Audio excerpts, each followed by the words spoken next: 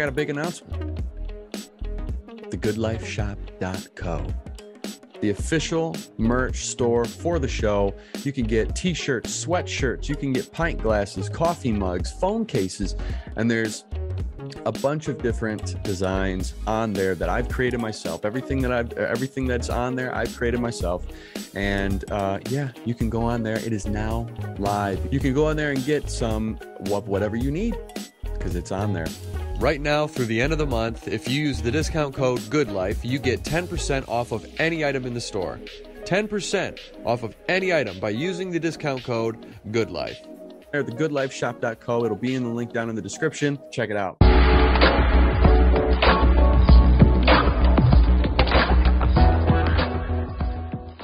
Welcome to The Good Life. Thank you for stopping by. I'm Patrick Harney, a proud member of the Unpods Network. And yeah, I got a good show today. Oh, also make sure to like, subscribe, comment, share, hit the notification button so you can be alerted when a new episode comes out. But yeah, I got a great episode today with a guy named Shane Stierley, he's a good friend of my brother-in-law's, and now I would like to consider him a good friend of mine. We talk about supply chain, why everything seems broken, why you can't get anything anymore, and why everything is so backlogged and all that stuff. We also talk about his military career as well. He has an incredible story with that. And we talk about some other things too. Virtual reality we touch on animals, we touch on a little bit of everything. So yeah, again, make sure to go hit that subscribe button, comment, on what you think. And also, by the way, if you're watching this, you can see this t-shirt. Welcome to The Good Life. Official The Good Life of Patrick Harney merch. Yeah, that's all I got to say. Let's get to it. All right, and we're live. Shane, thank you very much for being here, man. Hey, man, thanks for having me. Appreciate it. So for one, do you have a drink? I have a drink. Hey. Actually, that's why I was late. I'm like, shit, what am I supposed to be drinking here? What are you drinking? Oh, rum. I had whiskey, but I can't find the bottle, man. I think I may have polished it off the last time I had like a bonfire or something. Yeah, just had some whiskey magically disappear. Speaking of, by the way, to all you know how it happens, dude. It just kind of all of a sudden you're like, I had a whole bottle. Exactly. And it's not there anymore. Exactly. Well, hey, man. So how you been? You doing all right? Yeah, man. This pandemic's got me going a little bit crazy, but you just got to take her one day at a time and get your way through it. That's about it. Very true. You just had it, right? Yeah, I just had it for the first time. So we successfully navigated the obstacle course for the last 2 years. And we got a strange call. It was a few weeks ago now, from my kid's daycare. I got a 3-year-old and a 1-year-old. That's why the pandemic's super crazy. It's because, these guys are like chomping at the bit to get outside, and it's just not happening. So the daycare lady called us and said, yeah, you guys got to get tested. This is 2 years into the pandemic. I'm like, no, we don't have it, or we already had it, right? Yeah. Nope. They both tested positive. So my wife and I are like, well, it's not like we're gonna, quarantine with them. Let's just get it over with. And we've already been vaccinated and everything. So, I mean, it was just like another sinus infection. That's almost exactly what it was. Just the chills, body aches. But doing it with a 1-year-old and a 3-year-old makes everything a little bit more interesting. Yeah, I can't imagine, because my girlfriend and I had it back in October. And it was like a bad sinus infection or like an annoying cold.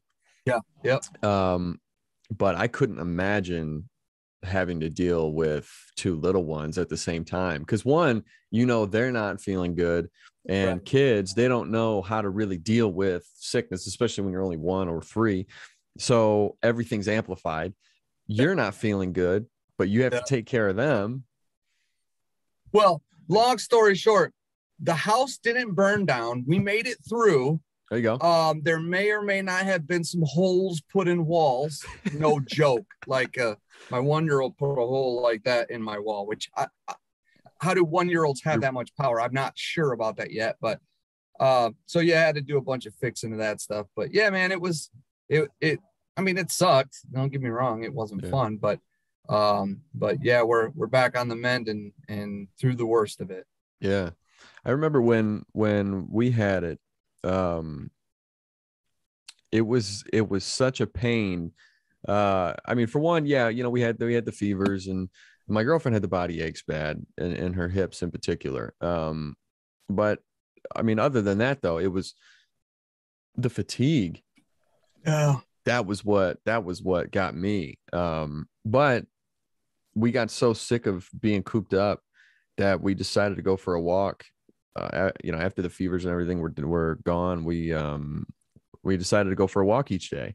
The second we did that, it was like boom, night and day in terms of our recovery. I mean, within like, I don't know, maybe 2 days, we were fine and still going for walks, just trying to sweat. You know what I mean? Yeah. And that helped a lot. Isn't it crazy how the body processes that, man? Yeah, dude. Yeah, dude. The body itself is such an amazing thing because of like I was who was it? I think it was my mom that had told me the other day that I don't know how we got onto this conversation. There was multiple. It wasn't just me and my mom talking about pregnancy, but but hey mom, you want to talk about pregnancy today? Yeah, I like that. Yeah, but she told me that that when a woman is pregnant, that the baby, if it senses that something is wrong in the body, it will send cells to that part of the mother's body to heal it and fix it. Man. Because I mean, one, you got to think like, yeah, the baby's trying not to have a bad time, you know, like it's trying to make sure everything is kosher, but like just, and I never knew that, but that's crazy to me that can happen. I don't know, man. In like our bodies are pretty amazing. The woman's body is like way more amazing than ours, you know, like how you can do that, push a 9-pound baby out. Whew. Yeah, buddy, man, I'm glad I'm not a woman for that reason alone.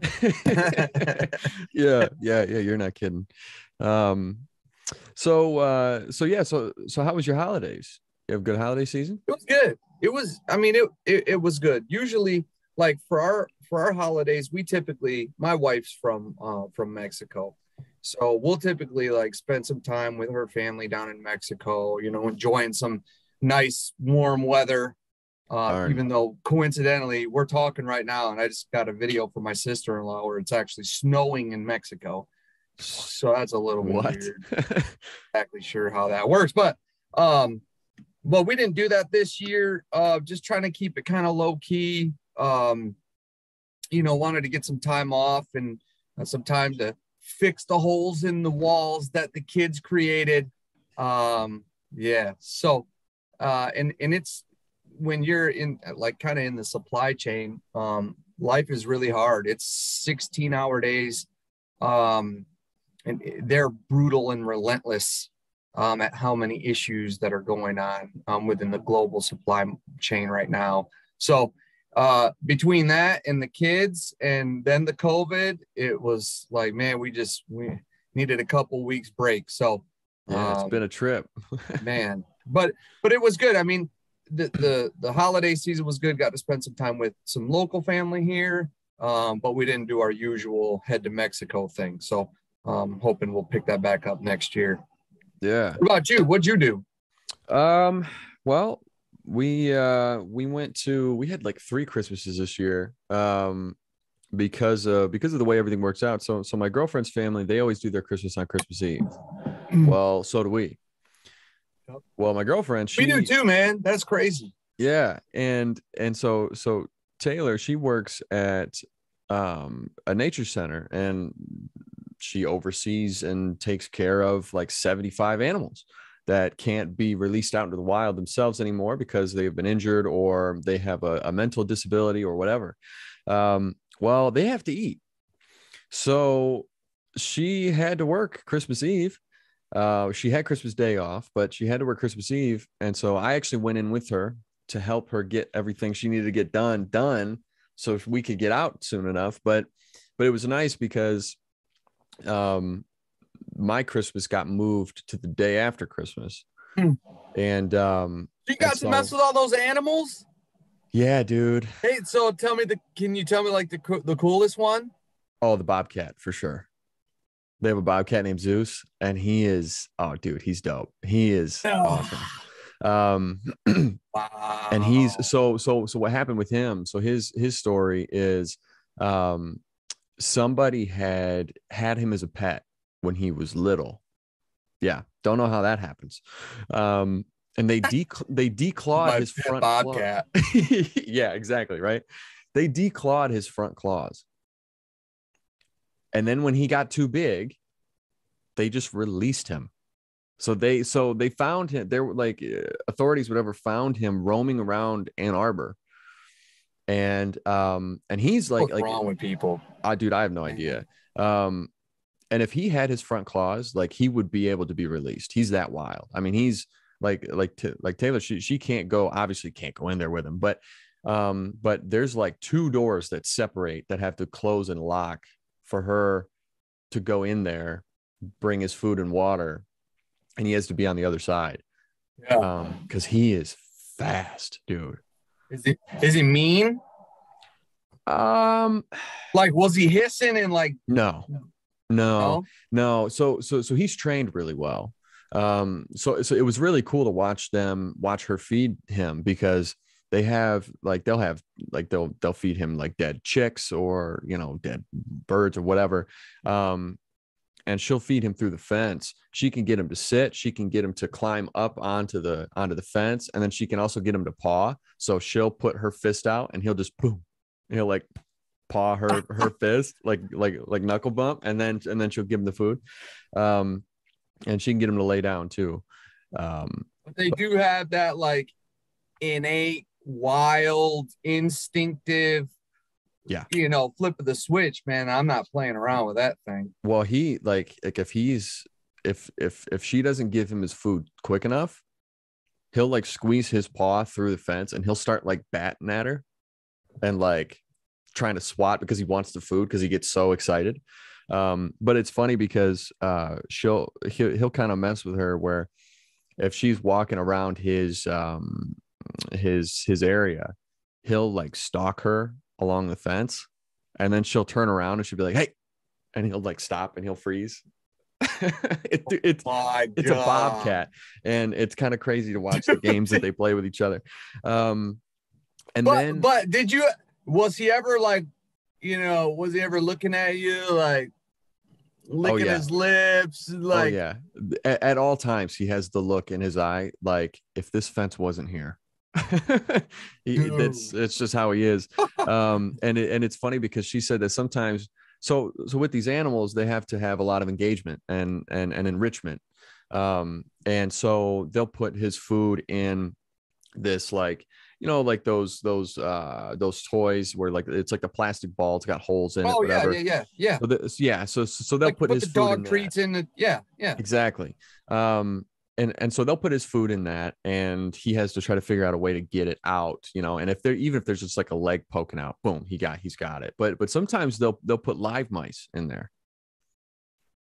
And I mean, mice are fast, especially when they're scared. Excuse me. And I mean, he has them like that. It's like no time at all. How big is he? I would say he's probably the size of like I'd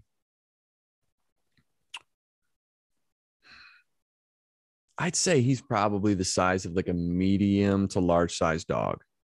Like a lab or something? Yeah. Okay. But yeah, so there's Zeus, and then I got to hold a wood duck. His name's Bonsai. Oh, wow. And they are the freaking cutest things you'll ever see in your life. They have this little squeak. They don't quack. It's like a squeak. and the colors. I mean, this thing is absolutely stunning to look at. And then they have a coyote who thinks that she's a dog. I mean, like, dude, it's like she will come right up to the fence and look for scratches, depending on who it is. But and then there's like a white-tailed deer there that this woman had she found it. Her intentions were good, but she found it in the woods, thought it was abandoned, like as a baby, thought it was abandoned, took it, which that's actually not the case. Like when fawns are born and whatever, the mother goes out and finds food and brings it back to the babies. They don't bring the babies with them. Yep. So this woman took this baby deer and tried raising it in her bathroom in a bathtub. So it's got like spine issues, and she was feeding it hot dogs. Like, dude, I don't know. Like some people are just freaking psychotic, but yeah. So long story long, wow, went off to a whole tangent. Bro, so yeah. So why so would you ever think that is okay?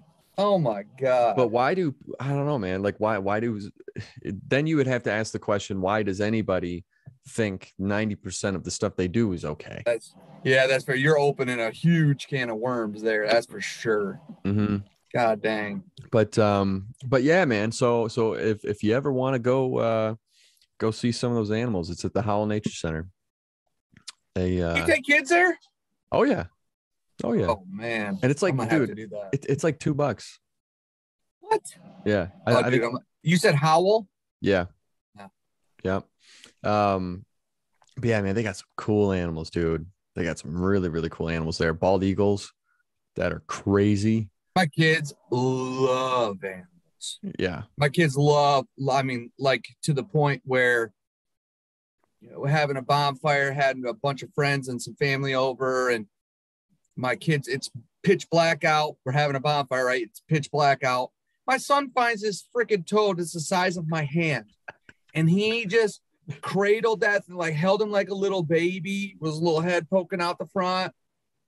I got so many pictures. Like, who finds a toad in the middle of the night? I don't know, but my kids are obsessed with animals, man.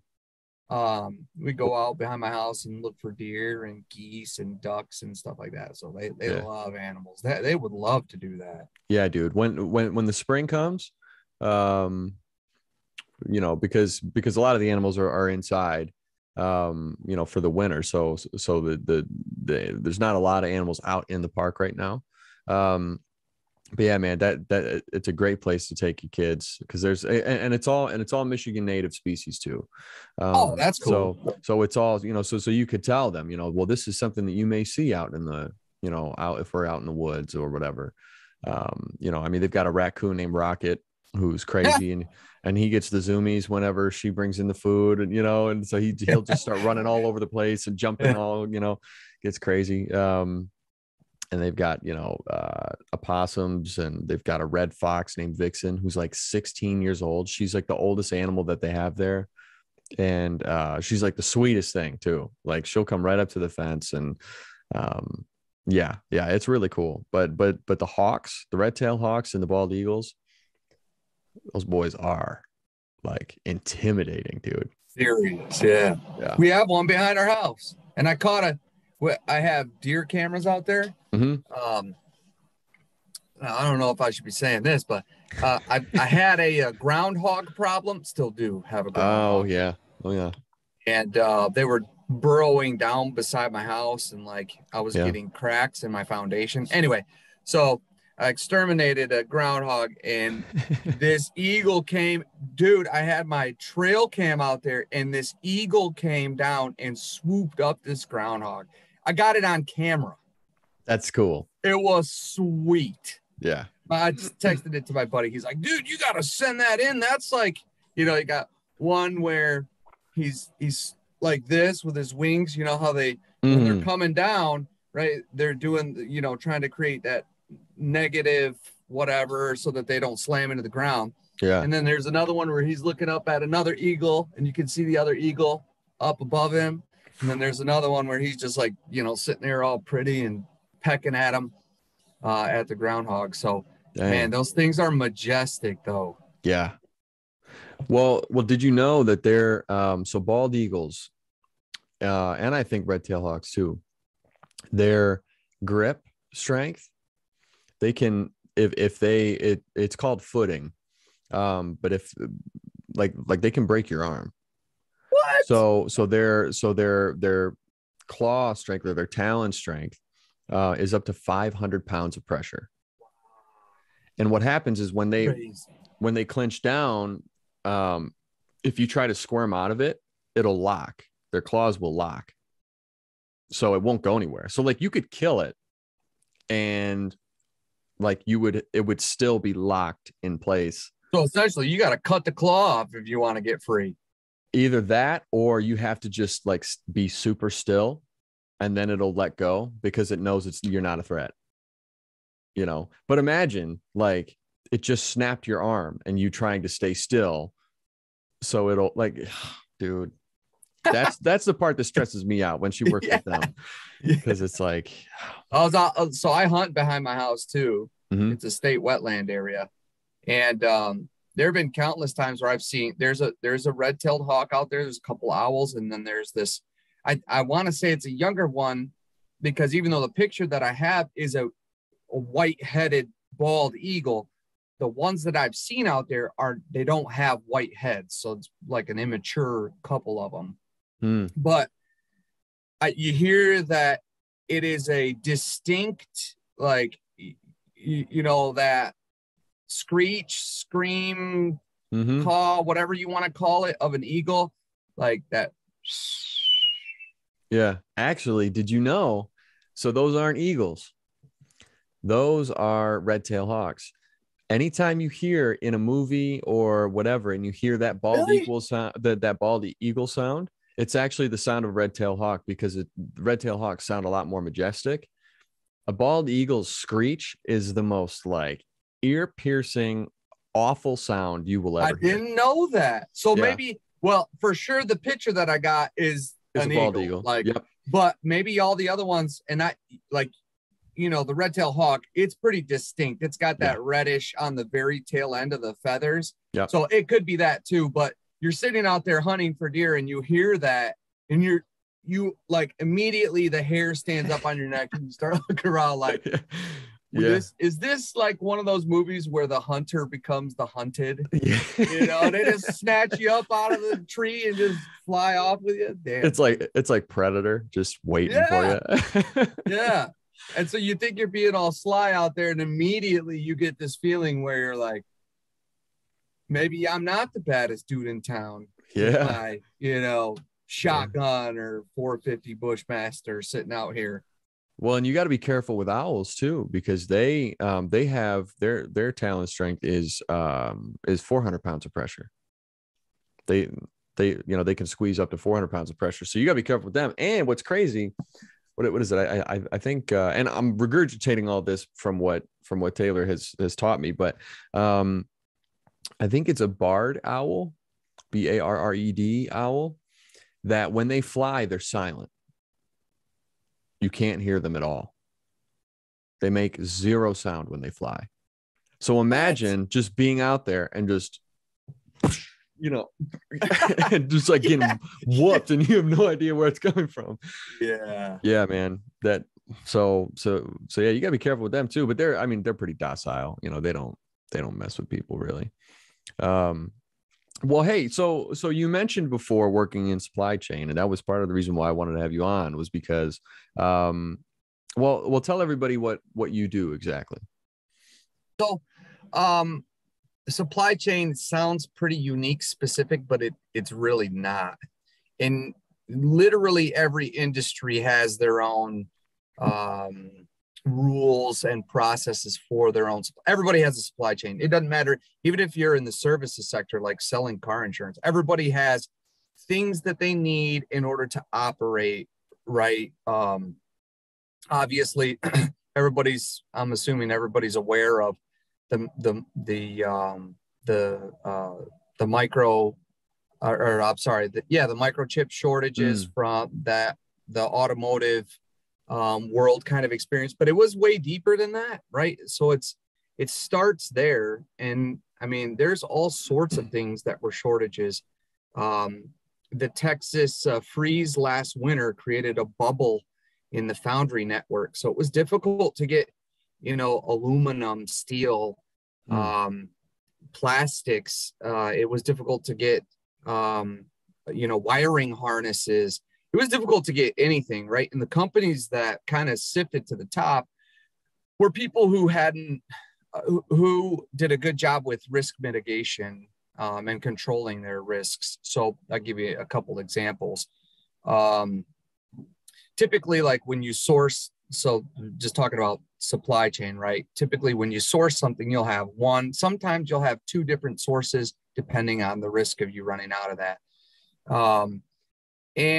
And what companies had done is that they increased the amount of companies that they bought from, they increased the amount of inventory that they held, they increased all sorts of things so that they can ensure that their customers were always protected.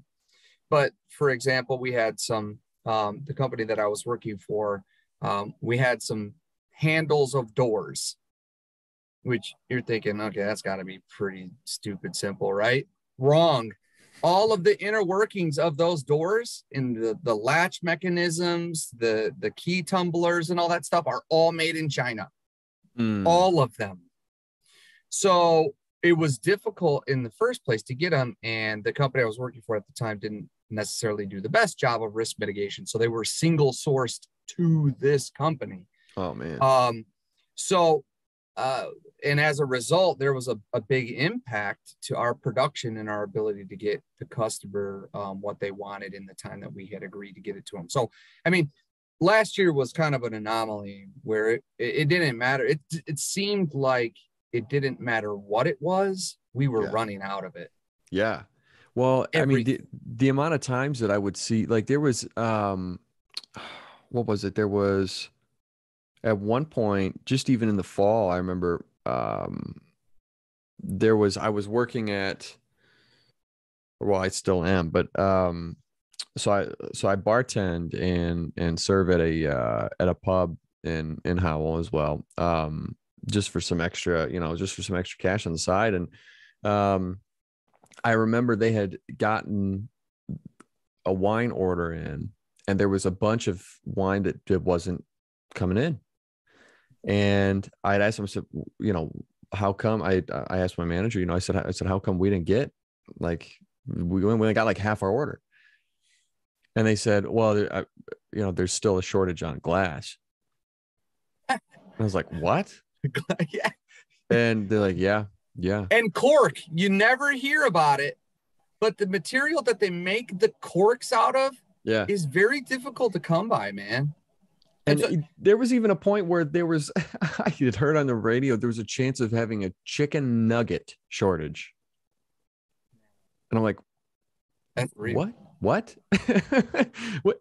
Like specifically chicken nuggets? Like, is that you can't get, I don't know, man. It's crazy to me. And I think, I mean, why do you think there has been, over the last couple of years, why do you think there has been such an issue for getting all of these materials that we seem like we don't have enough of? That's probably the best question you could have asked me. And I would say I'm gonna try to just be very generalized when it comes to like the actual supply chain, like semiconductors and microchips and those sorts of things. So really at the root of this problem is the United States' innate desire to seek the cheapest cost possible, right? And to be honest with you, the consumer wins in that scenario, right? So for example, like you're buying a car today, the MSRP may be 40 grand, and now it's probably going to be 45 or 50.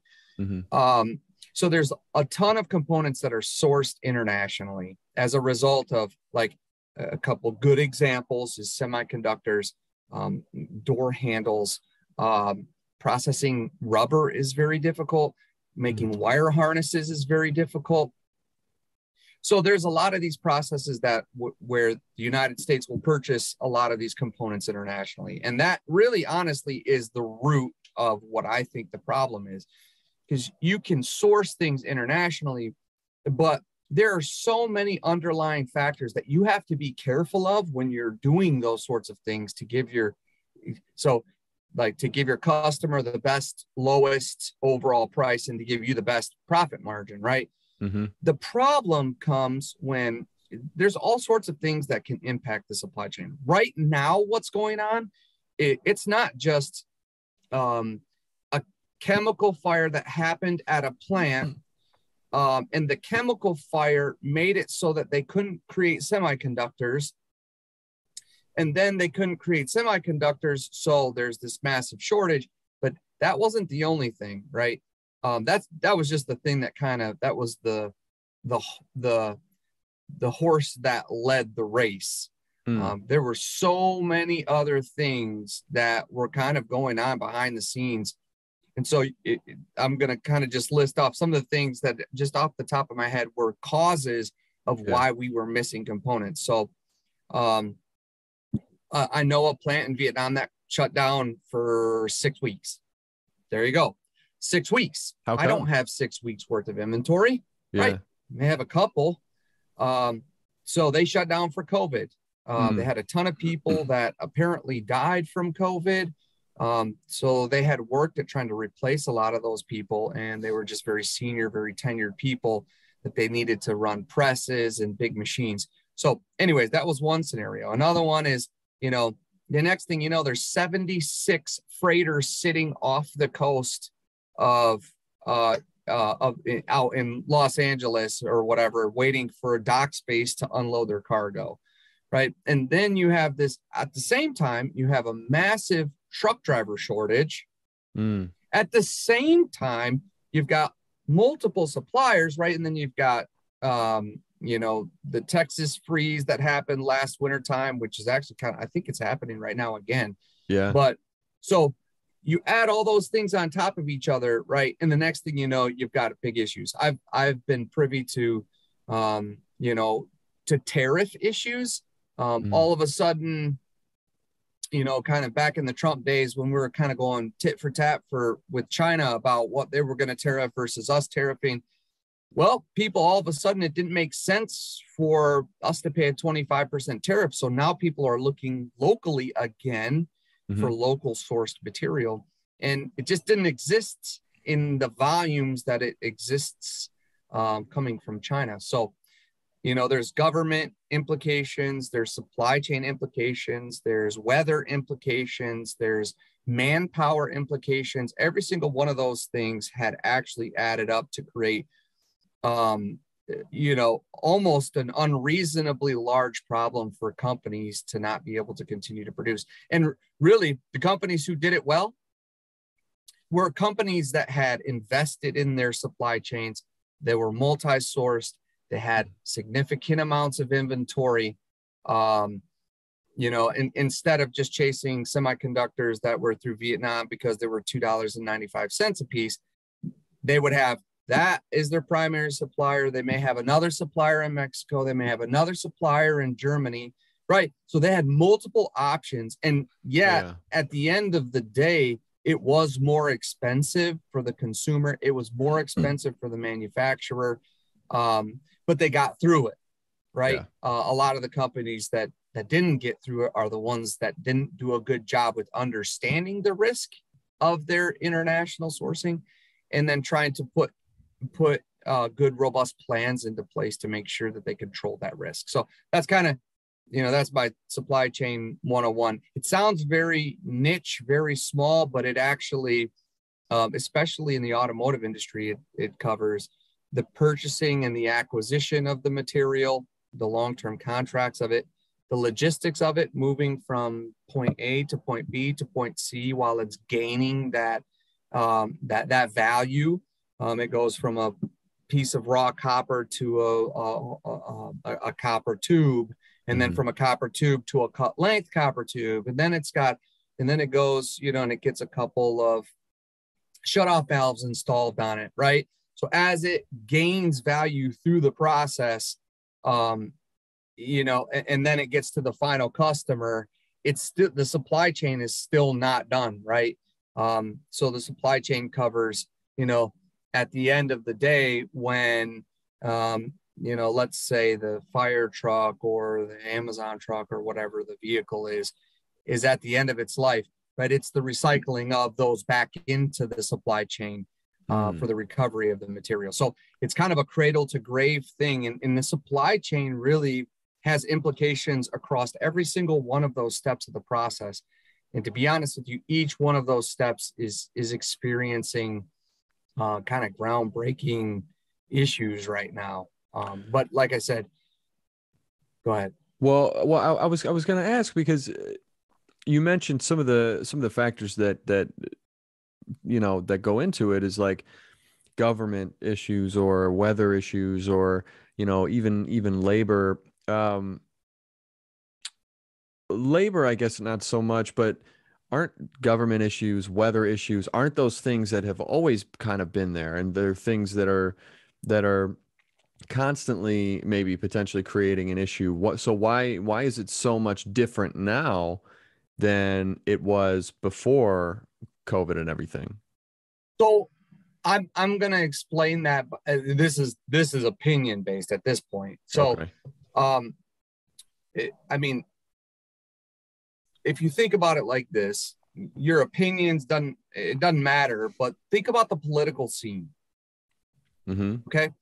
So today we have Trump, tomorrow we have Biden, and then in the future, we're going to have somebody else. Mm-hmm. Each one of those presidents have a different philosophy of how we should engage with the global network. Essentially, that's what it boils down to. Okay. So Trump was, and I may not agree with a whole lot of Trump stuff, but for sure I agree with how he handled China. He saw that they were a big threat to us. They're stealing our intellectual property, and they're taking advantage of us as a country. Yeah. You won't hear me toting Trump much. No, but that piece of it was absolutely clutch, right? And so President Obama wanted this big global economy so that we could see these economies of scale, right? And then, but with that comes risk. The risk of China stealing our intellectual property, the risk of tariffs, the risk of, them not whatever we need being their international or their national priority. So you've got a lot of things that you've got to factor. And to be honest with you, if it's Trump's like, no, I don't care. It comes from China, tariff, right? Now, all of a sudden, let's say that the cost of this product was $100. Now it's 125. It doesn't make financial sense for me to build it in China anymore. Yeah. It makes financial sense for me to relocate that. So when I was going through, so I went to Michigan State, the supply chain college, and graduated with my supply chain management degree from the #1 supply chain program in the nation. Okay. So I had to give my a little shout out there. There you go. There you go. But I graduated in 2011. When I graduated, the big thing, like in the early 2000s, was offshoring. The United States was offshoring all of that manufacturing content. But ever since then, we've been working to onshore back the all of that stuff that we sent over to China and Taiwan and Japan. So it's kind of crazy how the times change, right? It becomes that cycle, right? But tariffs and government relationships with each other absolutely impact the global supply chain. Yeah. And your ability to get it doesn't matter, man. It's your ability really to get anything. But hasn't that always been with the shifting of every president? Hasn't that always been a thing? So was it more so than just a compilation of everything that was happening at the same time, creating the kind of the break? Or were there maybe other factors other than the governmental factors that really, obviously when things have to shut down, that doesn't help. That doesn't help things. But especially with the fact that that businesses still have a hard time getting people back to work or getting people to work. I mean, I'm sure that plays a big part of it too. For sure, it was a culmination. Yeah. It was absolutely a culmination. But let's just say that theoretically, the tariff and government relationships with each other was a 20% factor. Mm-hmm. Well, if that 20% factor doesn't work out, then you would theoretically have the other 80% to play with, right? But when they're saying absolutely no doing business with each other, it's no longer an option, right? And everything that you've set up downstream from that process won't work. Yeah. So okay. it's kind of like a domino effect, right? Yeah. If the government relationships and the tariffs aren't first intact, then nothing else downstream is going to work. So I do still think that it was only part of the problem. I think it was a culmination of all the events that really exposed how at risk and how sensitive and brittle our supply chains really are, especially because we're dealing with a global network. If we were just dealing with an internet, a national network, in national, with the difference of a nationalist thought or ideas, then you would have a significantly different problem. But because we're so dependent on the global market for a lot of what we do, then first and foremost, that tariff and the government relationships with each other absolutely have a big impact on the health of the overall supply chain. Interesting. So how do you see this healing or being fixed, or do you see it being fixed? So pretty much every article that I read from Michigan State or Harvard Business Review or whatever says, and I'm not just going to, quote other people, but it says this year is still going to be a struggle. We're not really going to see it be fixed to the point where we don't see the supply chain issues that we see today until next year. Oh, So wow. Some of the best and brightest, right? And so what they're saying is essentially it gets better this year, but it doesn't return to normal until next year. Yeah. And then obviously it's still sensitive to the political factors. It's still sensitive to, whether or not new regulations come on the truck drivers. It's still sensitive to whether or not we figure out this port backlog technology labor issue. It's still sensitive to COVID. It's still sensitive to all these other internal factors, but at least the global supply chain as a whole gets a substantial amount better. So that's what I'm reading. I don't have anything that's going to tell me, yes, it's better now. There are some factors that tell me things are getting better already. There are some things that are getting better, but I think a lot of those things center around companies who do a good job at risk management, right? Like understanding that this is a risk, understanding the size of that risk, and then putting into play some different levers to pull just in case something doesn't work out, right? So like I said, companies that do that very well have seasoned very well through this, and to include their profits are up, their margins are high, right? And oh, by the way, because of the increased cost, they've covered their own costs. Now they're going to continue to increase their cost to the customer, right? So things are going to continuously get more expensive. But I think summarily, I see it getting better this year. I don't see it being good this year. Okay. There's still a lot of things that have to be fixed. Last year, there was a 3.1 million truck driver shortage. Whoa. 3.1 million? That's real. Yeah. So they implemented the ELD. The federal government implemented the ELD to make it safer, right? So truck drivers, I'm a truck driver. I can't just fudge my records and drive 20 hours a day. I actually have to take time off. And it's, centered through this it's called an ELD, right? It's a GPS locational thing that shows where I'm at, today, tomorrow, the next day. So it keeps track of how many hours I've been driving. And though it made it safer, what it also did is exposed some of the risk that we don't have a lot of that demand covered. That's the reality, right? So the ELD thing has made it more difficult for truck drivers, right? And then we talk about ports. Ports don't have the capacity now, and they don't have the capacity now. And I know this is a few months ago, so I'm a little bit dated, but there was 76 full shipping or full ships, Panamax size ships that were sitting outside of the port of Los Angeles. I'm going to tell you the craziest scenario that I never even dreamed this could happen. So the guy tells me, hey, this was one of the things that impacted where I was working at the time. Hey, so I'm calling this guy every day. Hey, man, I'm running short on this thing. And he's like, well, I can't help you out, buddy. There was a 6-week shutdown at the factory in Indonesia that makes these.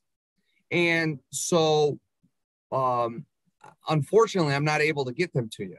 Okay, so I look for different options. I look for different types of this part, different makes. Well, this was in aluminum. Now I'm looking in steel. And so the guy finally tells me, I got some product. It's en route. It's in these shipping containers. It's on a big, huge Panamax ship. And then he calls me up one day and he tells me, you're never going to believe this. So I'm almost afraid to tell you. But the ship had to dump 20% of its cargo into the ocean. What? Yeah. Why? Because there was a fire on the ship. And I don't know why, but they had to dump cargo off the ship to lessen the load so they could get the load further above water and take on more water for deluging like all of the cargo that was on fire. Man, you want to talk about crazy? I never even thought about that happening. Like, what's the chances of that happening? So the shutdown in Indonesia, the government tariffs, now we've got a ship problem. And then, oh, by the way, it gets to the port. Oh, and trains are a whole nother deal, right? But sure. Then it gets to the port, and you're waiting for your phone to go off at 2 a.m. to tell you that your shipment's been cleared. But, oh, by the way, they only work from 8 a.m. to 2 p.m. What? What? So, yeah, the ports weren't like back until I think, I can't remember all the details around it, but until they started freeing up the 24-hour capacity for the ports to be able to handle stuff 24 hours a day. No, man, they were working like 6 hours a day, and these are big unions just doing whatever they want, man. Jeez. So each one of those factors those upstream factors has an impact on my ability to provide my products to my production line, who then will have an inability to provide my products to our customer, right? And essentially, all of those supply chain factors have to be thought about when you're building a company, right? You've got to think about what do I want my service level to be?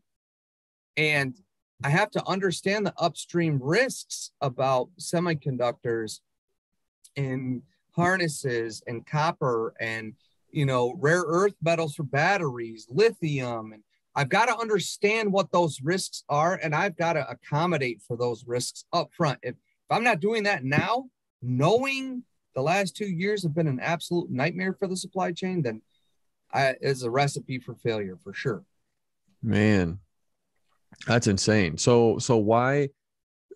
So, okay. So then, would it be smarter? And I'm a novice with all this stuff. I don't know a lot, so bear with me here. But so then, what would some of the benefits be to not outsource it and make everything here? you know? So the flexibility, right? The ability to have it here in the United States. So there's a couple different things. The flexibility is the first piece. Two, you don't have to inventory. You don't have to keep as high of a level of inventory.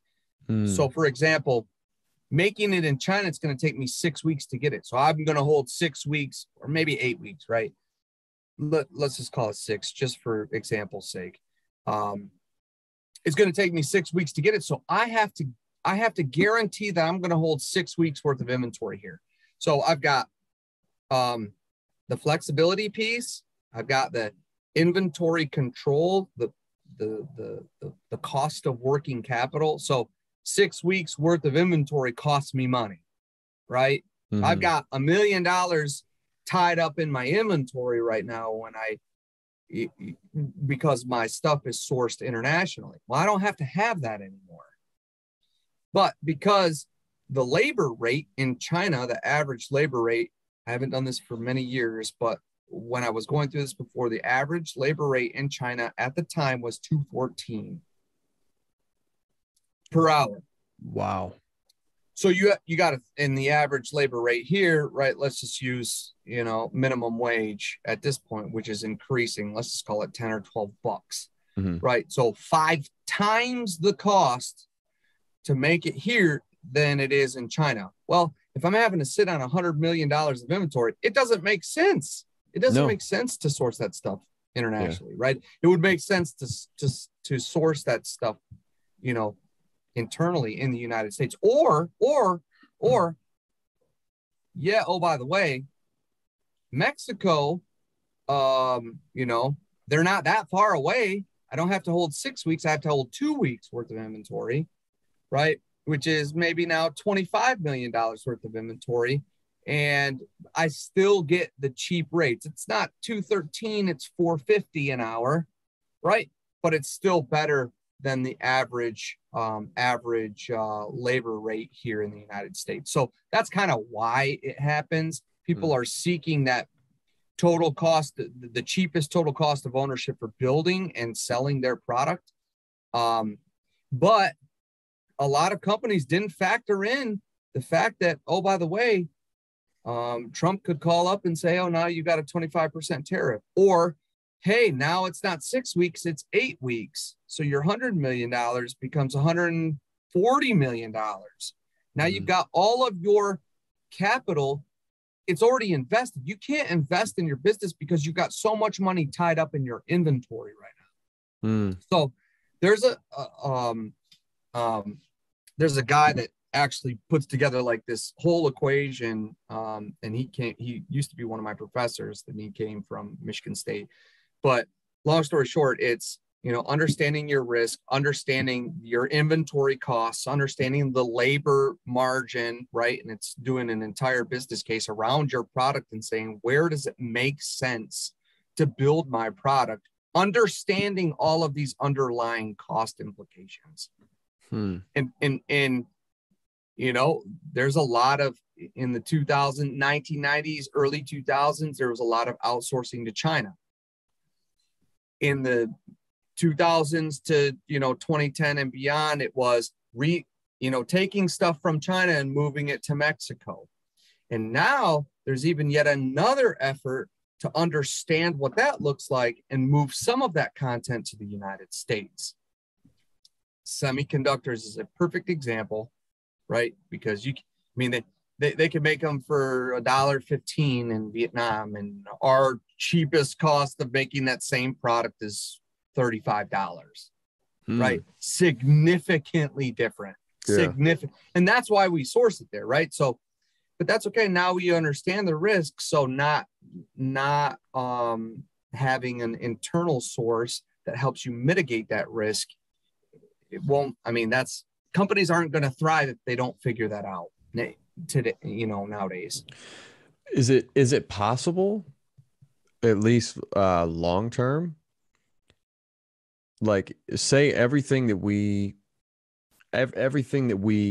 sold and everything was manufactured here, is that possible to be sustainable or a viable option for the future? Do you think? You don't think so? There has got so um there's what's called economies of scale, right? So uh for example, some products come from Mexico that are better and at a cheaper cost than we could ever build them here. Ever. Okay. It's the same scenario with China. It's the same scenario with Taiwan, the Philippines, even. I mean, there are a lot of like semiconductors. I hate to keep going back to this example, but that's a perfect example, right? They could make them so cheap. They made them so cheap and so effective that it didn't make sense for any other country to try and get that business because you weren't going to make that much money, right? Okay. But now in national security interests, it does make sense to have that. But I can guarantee, so there's a couple companies that are vying for some business, and I just read an article last night. There's a company, and I cannot remember the name, but they're looking for a $2 billion investment in the United States to make semiconductors. 2 billion. Billion. Damn. So we're going to pay for that. Right? You're going to pay for it through buying a new car. You're going to pay for it through, companies having multi sources, right? You're going to pay for it one way or the other. And that has a lot to do with us just being so, kind of in water, right? In bed with the global economy, right? It's the cheapest way for us as a consumer to get what we want. So summary, I don't, there's always going to be some countries that just do things way more cost effectively. Like Germany is known for their engineering. We're known for our marketing, right? There's just some things that are always going to be best done in the country of origin. But there's got to be some blend of international sourcing because every country has some level of core competency when it comes to whether it's agriculture or aerospace or automotive, metalworking, mining, all that stuff. So I don't think there's any way for us to get away with doing everything on our own. Yeah. I just don't think that's possible. But hell, I've been known to be wrong more than once. So what do you think about like the virtual reality stuff, like the metaverse and all of the Oculus, virtual reality headsets and people becoming so engulfed in virtual. I mean, there was literally, I had read that somebody had spent, no joke, somebody spent 50,000 real dollars on a virtual property, a virtual house. $50,000.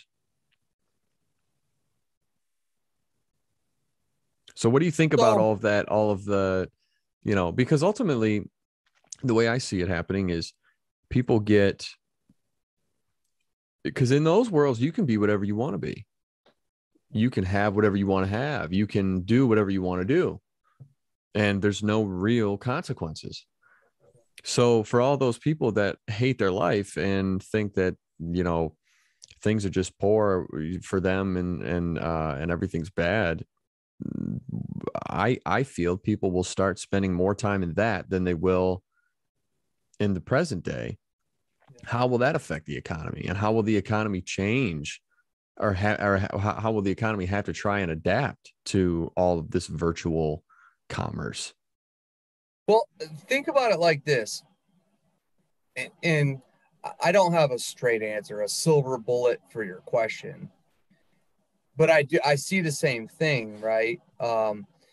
Everything is becoming way more electrified, way more complex. Even just think about the the natural progression of the automobile, right? How many sensors?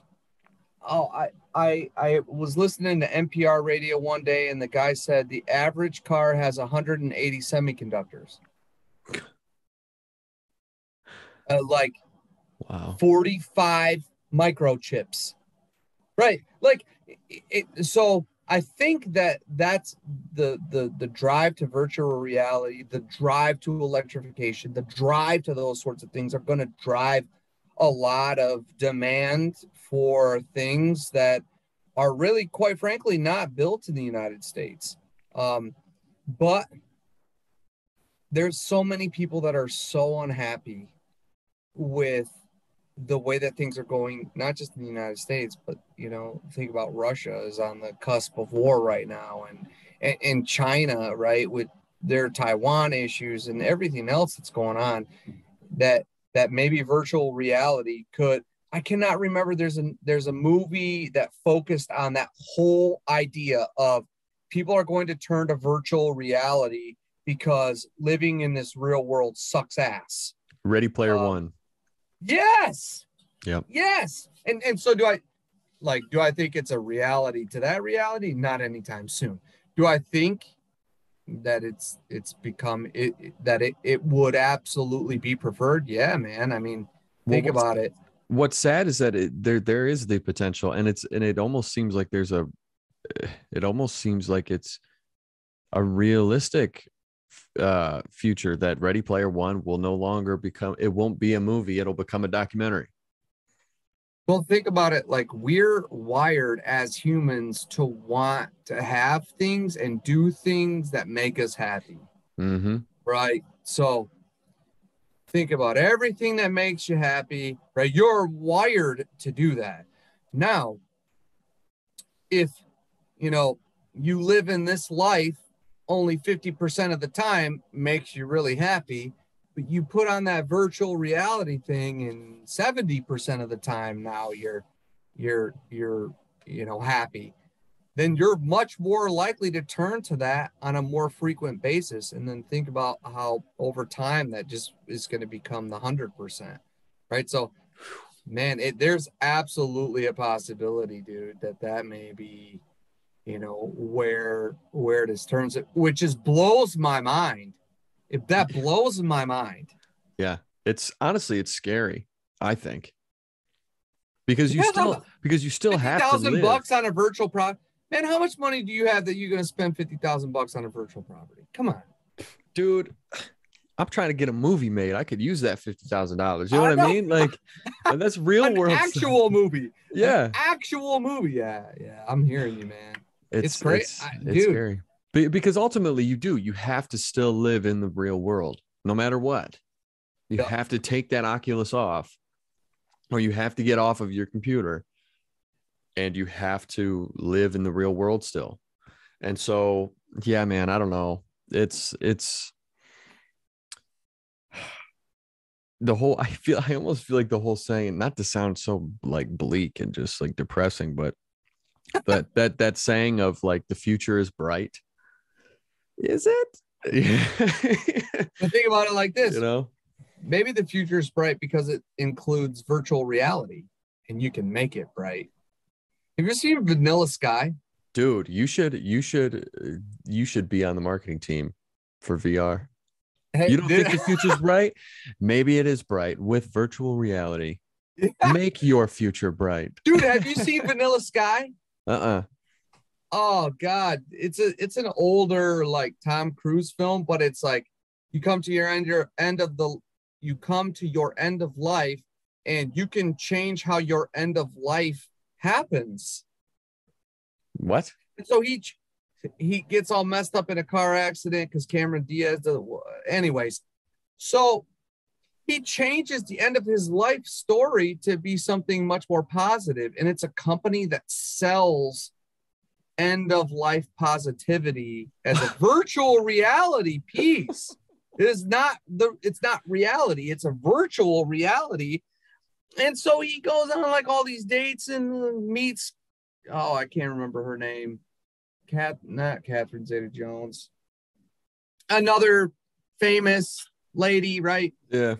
And he has this great time with her, right? And goes on dates with her. And anyways, so like, I know that seems far off in the future, but the VR reality is not that far off. No, it's not. It's not. And I do think that it will drive demand, uniquely enough, right? Wherever the semiconductors and the wiring harnesses and the microchips and all those electrified things, right? The batteries, that drive that technology. I absolutely see that it's going to drive a lot of demand. I do. Interesting. Well, I don't want to say like you'll never find me buying virtual property, buddy. Especially not for 50 grand, because homeboy don't have money like that. But like, but still, I do think virtual reality will become a real thing. Could you imagine going to the bank or, looking to take out a mortgage loan and, oh, okay, great. So where's your property? Well, it's in a small town right now, but I'm hoping to grow it, hopefully pretty soon, within the next couple of years. And it's called Screwville. I'm sorry, what state is that in? Well, it's not a state per se. It's more of like a proper state. It's kind of a free territory. Floating off in space. Okay, yeah, it's a virtual property. I'm sorry, sir, what? Yeah, dude. I need a loan to buy a house online. If I was on the other end of that, I would look at that person and say, oh, okay, well, it was nice to meet you. Get the hell out of my office. But you got to think about it like this. Does that person have the like, do they got 100 grand in the bank? They could technically cover it. So you could go after their assets instead. True. Right? That's true. Ding, ding, ding. Loophole, baby. Yeah. Interesting. But yeah, you're still never going to find me selling off 50 grand of a virtual property. It's not going to happen. Yeah. I want to buy a virtual Ferrari for $100,000, please. You can buy a Ferrari for only $100,000. What? That's crazy. You're supposed to drive that thing. Like, that's the thrill of owning a Ferrari, is driving it, right? Having people see you in it, driving it. Driving it. But now you could have your sick avatar that has like a dreadlock mohawk rolling down the street while all of your virtual buddies are like, oh man, I want to be that cool. Meanwhile, you're just living in your mother's basement eating Cheetos off your stomach. And dude, like back in the day, I used to play like all these online video games. You'd be like, you mother ever, like what and then you hear the person respond like, hey, mom, don't worry about it. It's just this mean person online. You're like, bro, what? Yeah. I used to be like, man, Halo was my jam, and I could beat everybody at Halo, right? And now I'm like, I don't even want to go online. They play Halo because all these little nerds are going to be kicking my butt. You know what I'm saying? And then at that point, you're just like smack talking 12-year-olds, I know. And who wants to smack talk a 12-year-old? Yeah, exactly. And what, it's like beating up an old man. If you win, you beat up an old man. If you lost, you got beat up by an old man. Exactly. There's no positive outcome from that scenario. Exactly. There was a game. I remember when battle royales, because I still play a little bit of Xbox with some of my buddies and stuff. And I remember when battle royale games first came out, there was like, PUBG, but there was also Fortnite, right? That came out, and then Apex Legends came out, and that's the one that I play. because like adults play that one. But I remember trying Fortnite, not knowing what what the demographic was. And I get in there, and for one, I'm getting torched. Oh, dude, these kids are good, bro. I'm getting torched. And then and I'm just playing online. I was just playing solos, right? But I start hearing these kids smack talking, and because you can get into parties and stuff like that, and there was this one kid that, I mean, you can get squads too, and there was this one kid on my team that he literally sounded like this, and when he talked, he was like Did the most bully you? Man. He was like honestly, like, have you even played this game before? Oh no, he did bully And you. I was like, bullied you. I was like, dude, like, how old are you? And then he goes like this, and he goes, old enough for your mom. And I was like, okay. And I immediately just shut the game off. I uninstalled the game. I said, I will never play that game ever again. Oh my God. Because when it was just like, this is, I'm playing children. It brings you back that, like, I have a 15-year-old, right? I've got a 15-year-old. This dude is, man, he is so good at video games. Yeah. I'm like, hey, oh, you're pretty good at this video game, Madden or whatever, right? And he's like, yeah, I'm ranked, 12,248. What?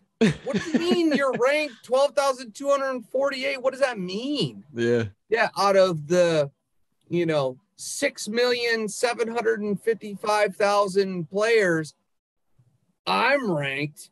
And I'm like, dude, that's pretty legit. That's actually really good. You're 99+%. Yeah.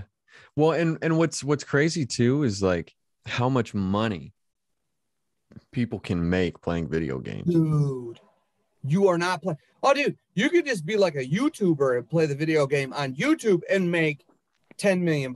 People literally pay to watch other people play video games in hopes that they're like, oh, maybe if I watch them, I'll become good too. But they don't. It's insane. And there's video game tournaments and stuff. And I don't know, man. There's bro. And you see guys like, man, come on. They're like breaking their controller. And there's even commentators. There's commentators for these games. Man. That's like the commentators for the dog show. You know what I'm saying? You know what I'm saying? Like, yeah, oh, here comes Mitzi. Right? Like, it's so completely off, dude. It is so far off. Yeah, man. But well, hey, to kind of shift gears a little bit, you were in the military. Yeah. And so how long? So you were in the Army, correct? Yeah. Yeah. How long were you in the Army for? So I right out of high school, I'm like, man, I really don't know what I want to do. And then September 11th happens, and I'm like, oh, I got this patriotic bone in my body. Let's go kill, right?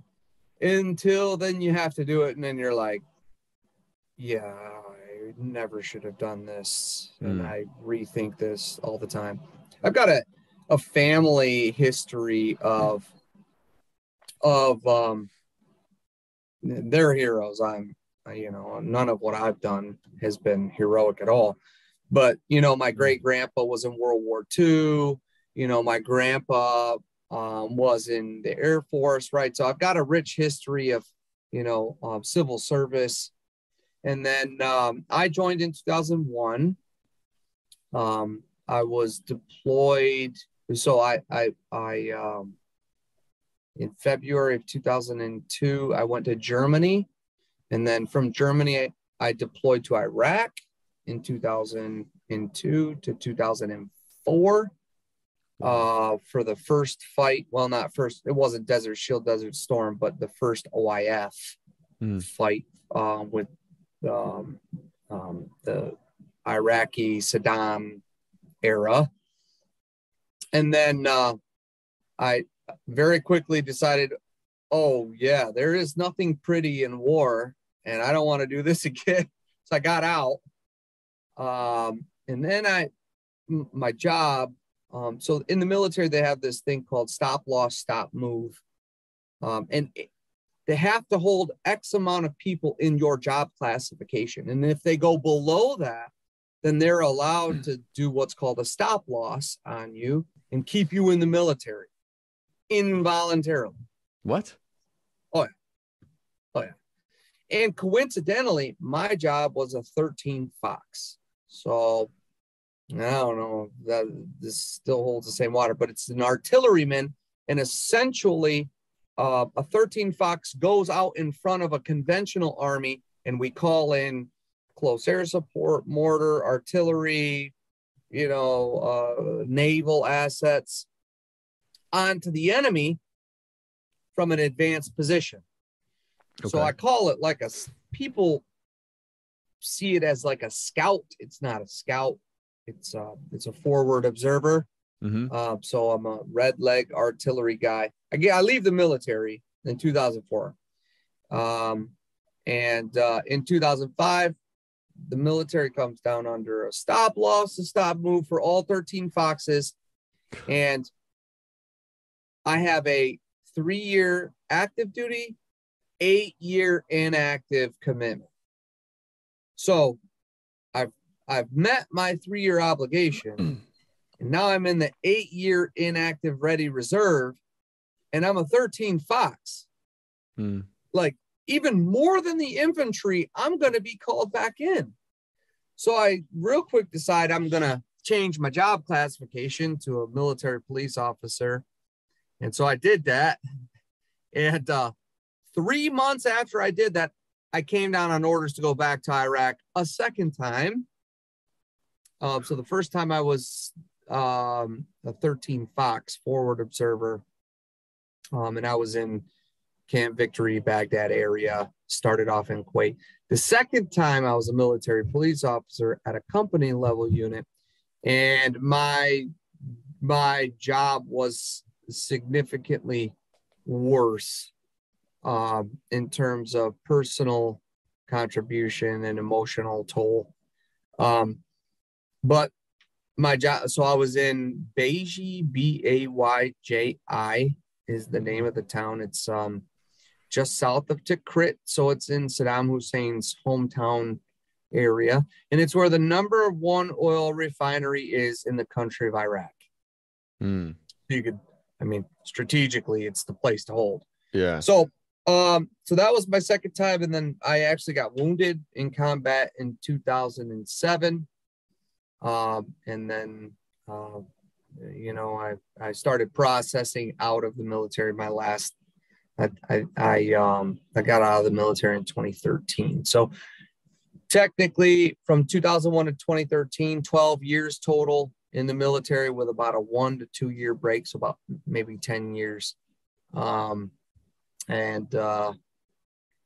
half of that time was in the artillery. The other half of the time was in the military police. I spent 3 years in Iraq, 2 years in Germany. So of the time spent, I would say almost half of it was not in the United States.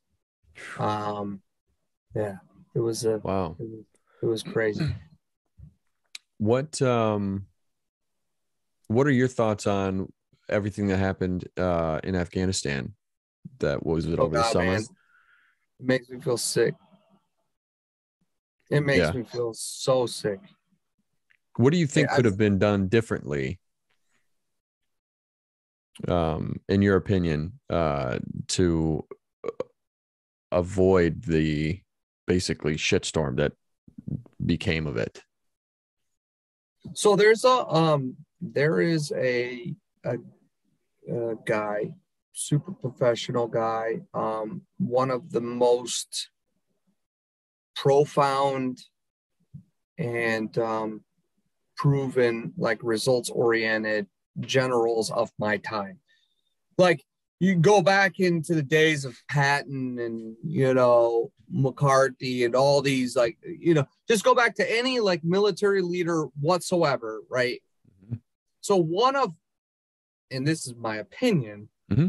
one of the most profound leaders, I think, is his name is General Stanley Mcchrystal. General Stanley Mcchrystal was known for changing the special operations and pushing autonomy and decision-making down to the lowest level possible. And in leadership, right, that's the best thing you can do, right? Leave the decision-making with the people who make the decisions and live in the daily mess all day, every day.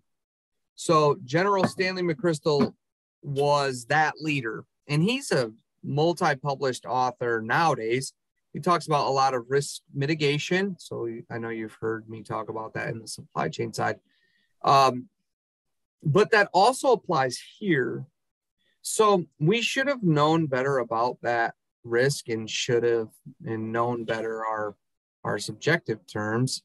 But had we understood what those risks were and created plans around those risks, we would have been more effectively able to execute those alternate plans based off of the risk. And we didn't do a good job of that.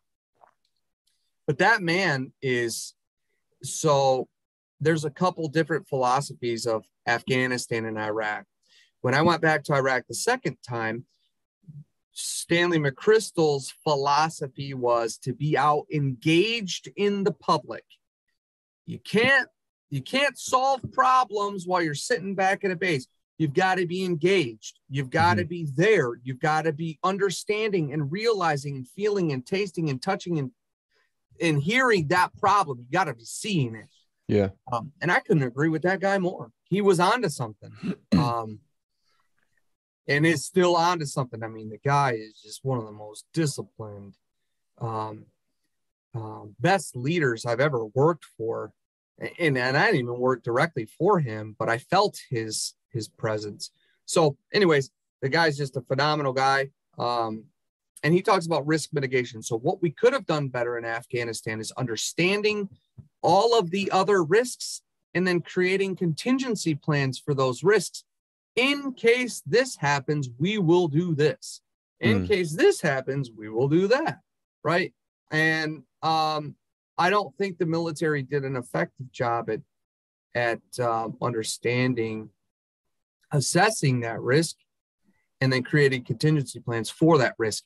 And I will tell you that I feel like there has been a complete and utter lack of leadership all the way to the top.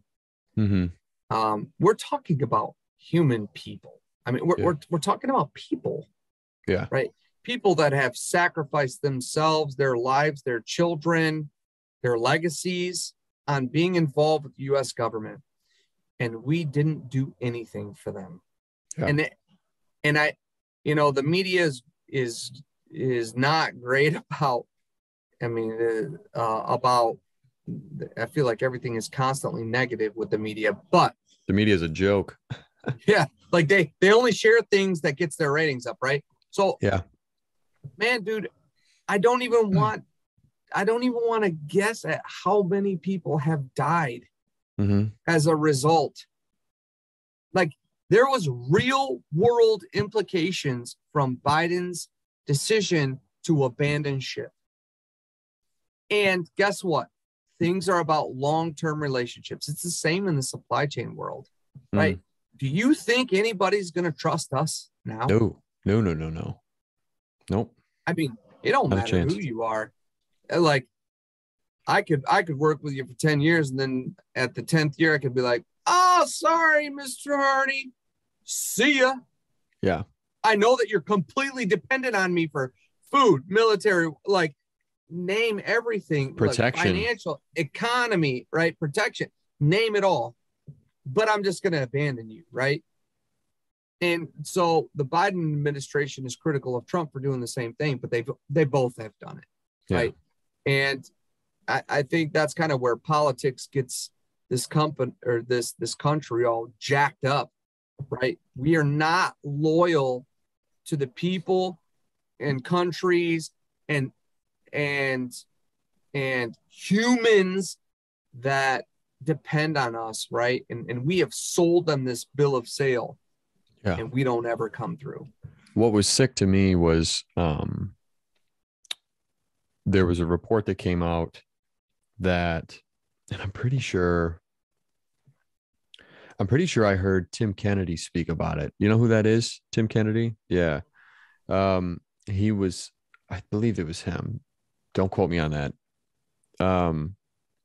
Had mentioned that there was a list of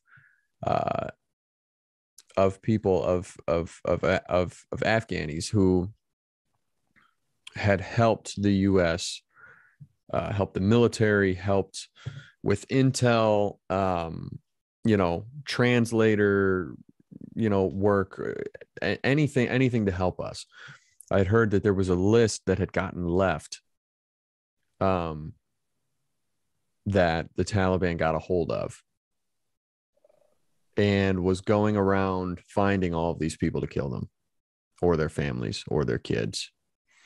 I wouldn't doubt it. I mean, I truly would not doubt that. And that's what was sad to me. Like, what, Tim Kennedy had mentioned that that he had said that if it were him, I think it was either him or Jocko had mentioned that something that could have been done that wasn't, was okay, we're gonna take everybody out, we're gonna pull everybody out, okay, fine, but leave a group of even just 12 special forces, you maintain some sort of presence. And yeah, think of how many people died in Afghanistan. Yeah. For us to literally walk away and abandon their sacrifice, to abandon the sacrifice of the people still alive, yeah, in that country, and to abandon the search for democracy for those people. Mm-hmm. Right? We did the same shit for Iraq, man. I will tell you this. If I was from another country, the last country in the world I would ever trust is the United States. Because look at the crap we do.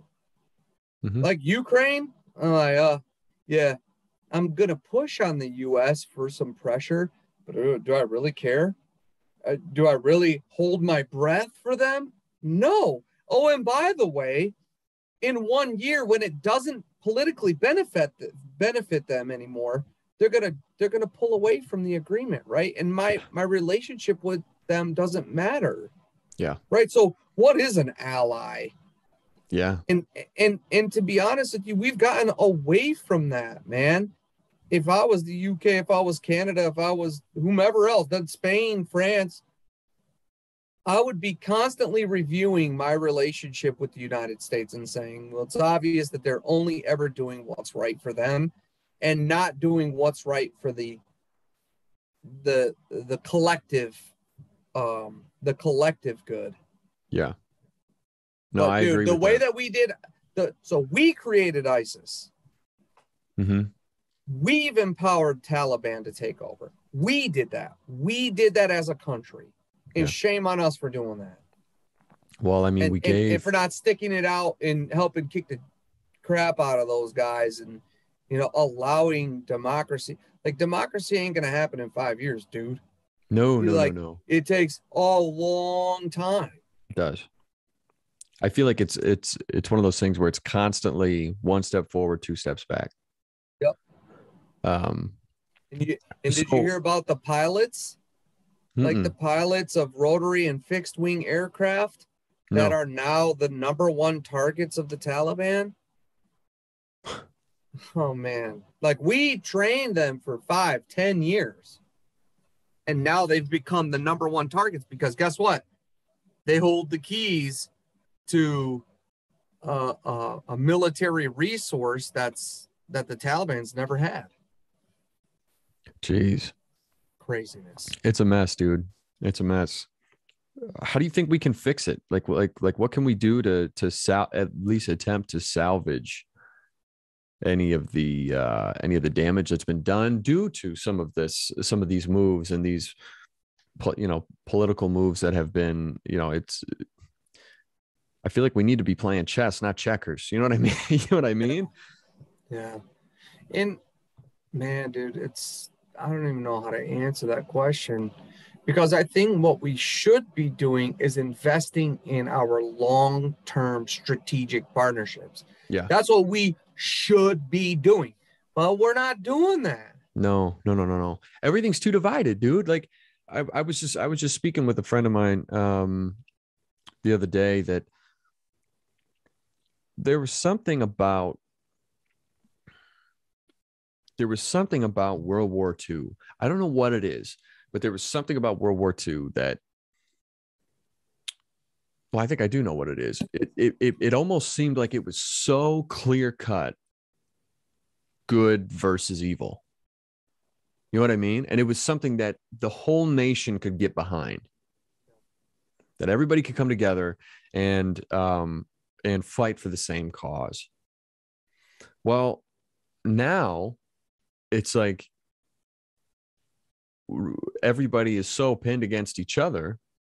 Everybody is so, split because of this ideology or this ideology, or, well, you don't think the way I do. So I won't waste my time with you. You're a terrible human being just because we differ on one thing or two things. And it's like, I feel like we need something. I'm not saying we need a war, but but we need something that can unify us. And I know it's bad. This may not be good to say. But it seems as though, like, through history, I guess, other than like Vietnam, I know Iraq was kind of polarizing as well, but it seems as though like war is something that will bring people together. Is that think about it though? Think about, like, I see why you're saying that, and historically you're right. Mm-hmm. But think about that. The It's only awful. way that we could come together is by tearing other people down. Yeah, it's awful. Smoke. It's an awful thought to have, or it's an awful realization, I feel, to come to. Yeah. But it's an accurate one. I mean, especially if you talk about historically speaking, it's 100% accurate. The only thing that seems to bring this country together is when we have an enemy that's chomping at the bits and beating our door down to kill us all. Yeah. Yeah. But I assure you, this is one like, damn country I would never mess with. No. Whew, everybody's got 16 guns at their house, dude. I'm not playing with that. No, everybody's a mercenary. Everybody's a insurgent. You know what I mean? Yeah. It's almost as though like this country has become the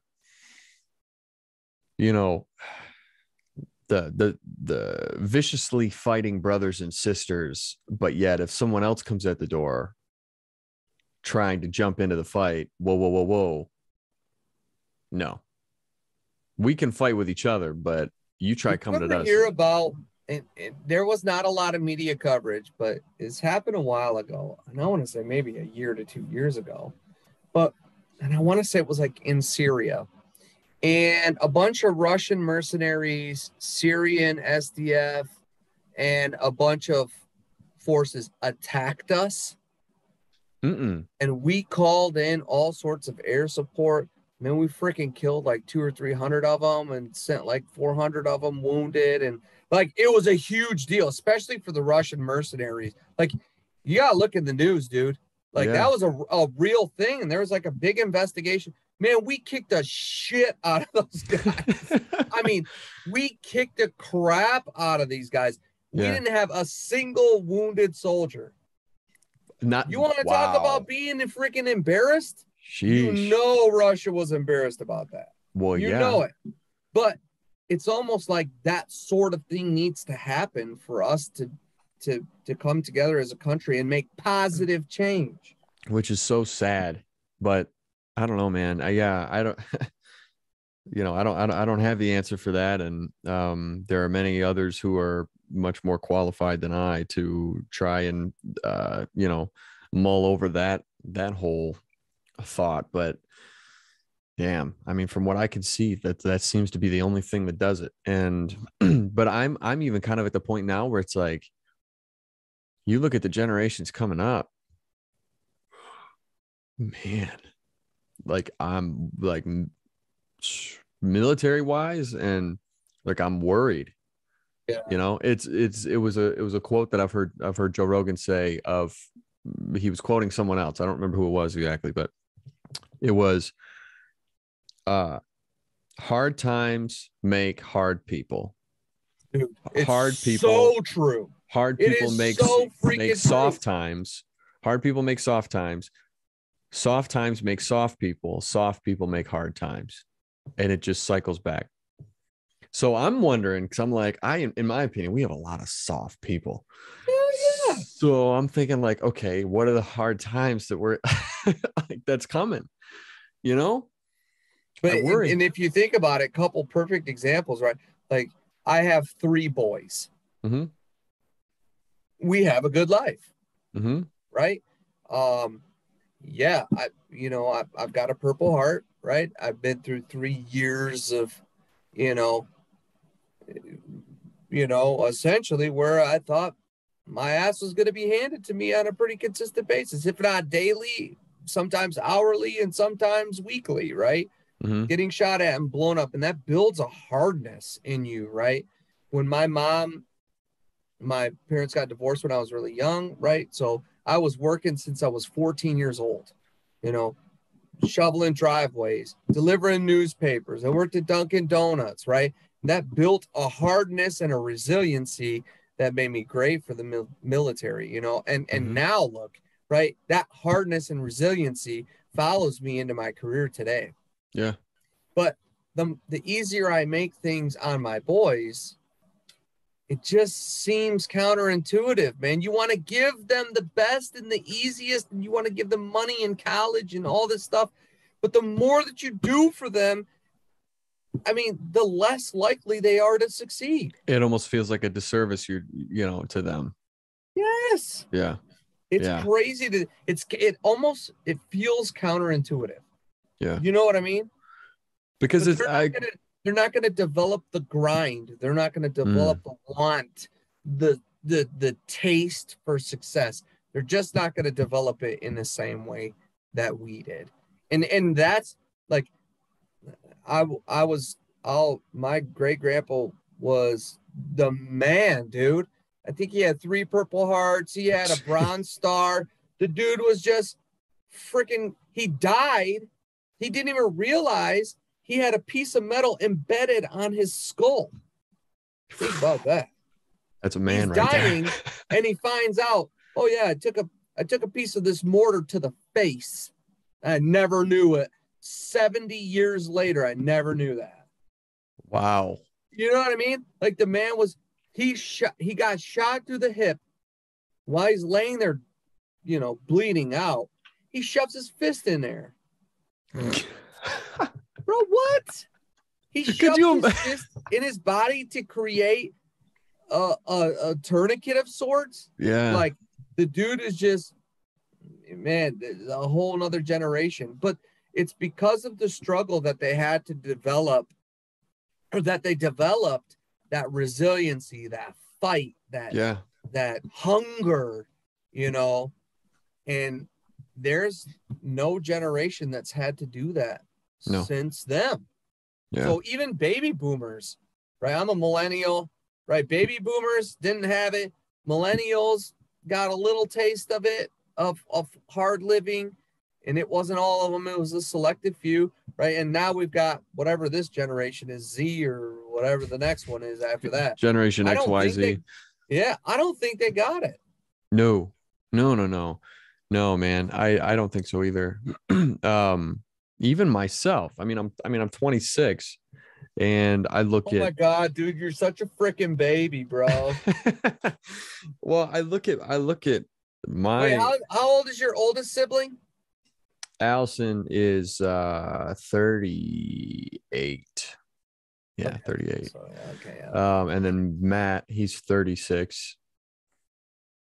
Andrea's 30, 33, You're the 34. baby? Oh yeah. Oh yeah. Dude, I didn't know that. Well, and it's funny because like growing up, they would always say, oh, you got it so easy, or you got this handed to you, you got that handed to you. And I'd be like, no, I didn't. No, I didn't. Like, Yeah. stop, whatever. But then I think about it, I'm like, yeah, I did. Yeah, I Yeah, did. I did. But I will say though, like my parents did a really, I feel had done a really good job at they made sure I knew the value of a dollar. They made sure I knew what hard work was. They made sure I knew what giving respect, but also demanding respect in return meant. Um, and just the values that that I feel every parent should work to instill into their kids. I feel that I've been blessed enough to get, and Yep. so, but there's not a lot of people there's not a lot of even people my age. I was starting to see it, but especially now for like my nephew's age and my niece's age, it's like the parents have worked so hard now to more so become their kid's friend rather than their parent.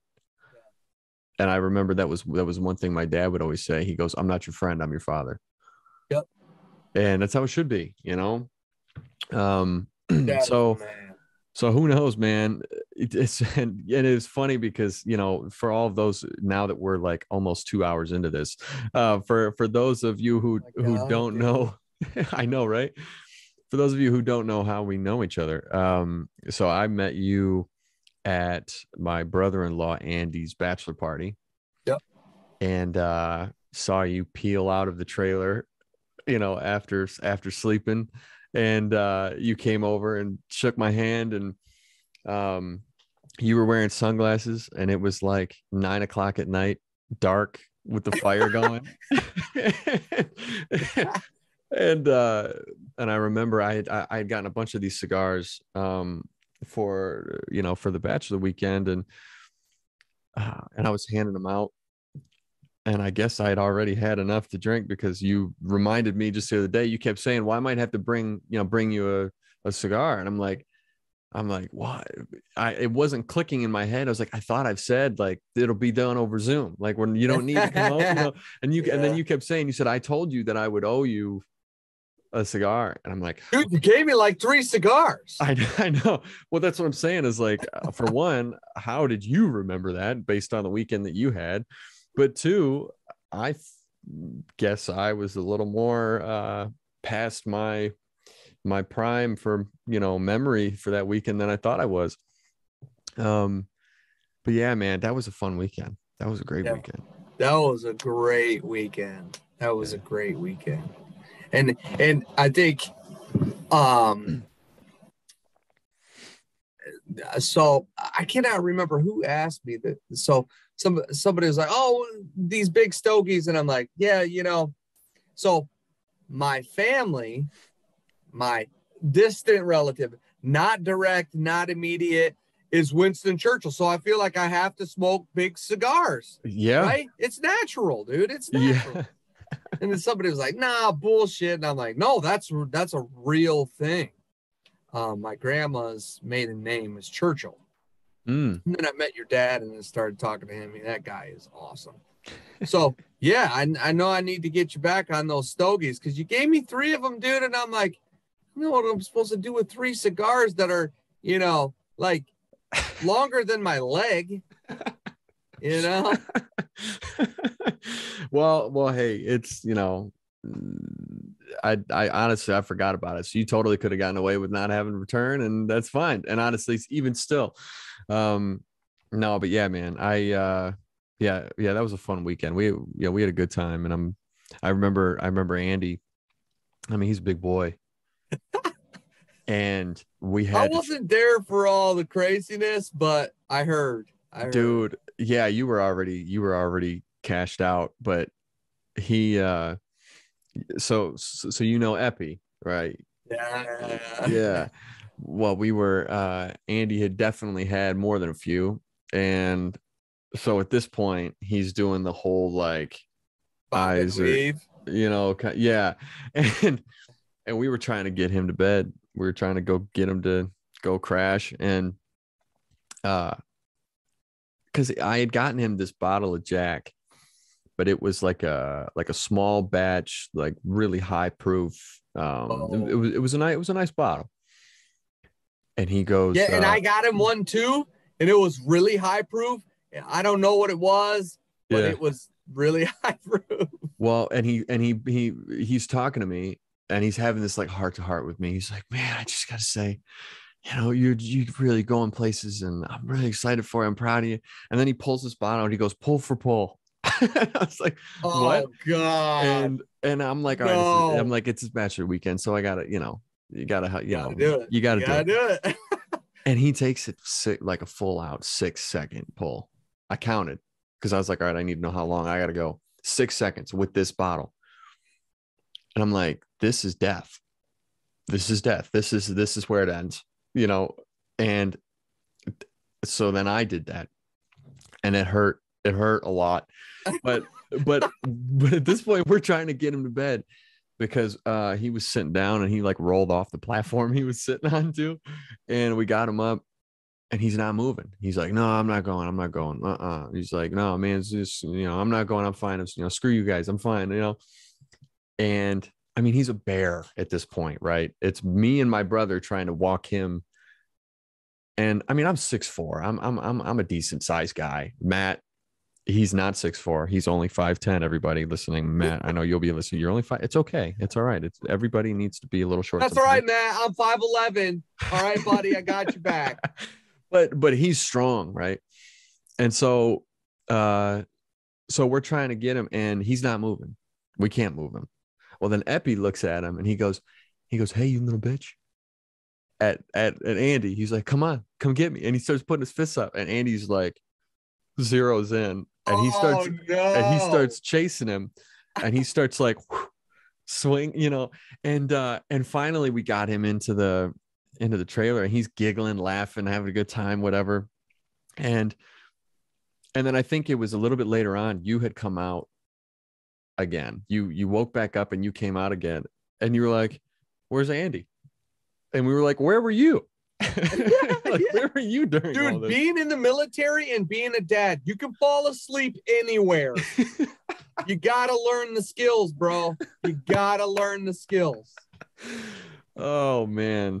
Yeah, man, that was fun. I got some really funny pictures of that night. So whenever I see you next time, we'll have to show you that. Dude, I didn't know you had photos. You're not supposed to take photos, man. Hey man, they may or may not exist in my phone. May or may not. Okay. May or may not. If they happen to exist, I would love to take a peek at some point.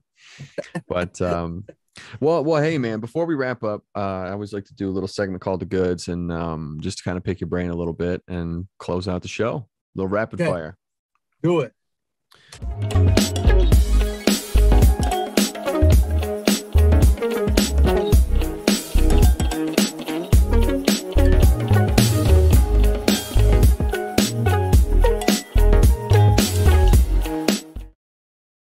All right. Number one, if you could play any professional sport, which one would it be? Basketball. My guy. Nice. That's it. That's it. Why? I grew up loving basketball, man. And, I watch Tom Izzo. I mean, not on the pro side necessarily. I like the college side significantly more, but basketball is for me. I love basketball. The defensive side, the offensive side. Man, I wish I was, 6'8", 200 pounds of nothingness, and I wish I had it. I just don't. But I've got that super competitive edge on me that if I was 6'8", dude, I'd be the best. For sure. Hands down. All right. What's your go-to drink of choice? It's gonna have to be a whiskey. Jack Daniel's single barrel. Okay. Yeah. All right. And I'm gonna say if it's a Scotch, it's Johnny Walker Swing. Johnny Walker Swing. Yeah, I got you. Next time. Okay. Me and you were gonna have that. All right. I've never. It's a rare one, but it's my friend started me on it, and he said, honestly, if you're gonna get into Scotch, you have to start with a blended, and you have to start with this blended, and it was Johnny Walker Swing. Not a lot of people have heard about it, but I'm telling you, dude, it is one of the best Scotches that exists, especially for an entry-level Scotch drinker. Okay. Yeah, I'm excited to try that.